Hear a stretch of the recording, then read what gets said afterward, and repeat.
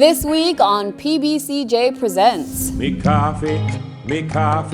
If you invest $1 billion in the coffee industry over 5 years, which is an investment of $200 million per annum in the form of fertilizer, inputs, training to the 5,000 farmers, what you would see is an increase in the production from the current levels of 240,000 boxes to 450,000 boxes over 5 years.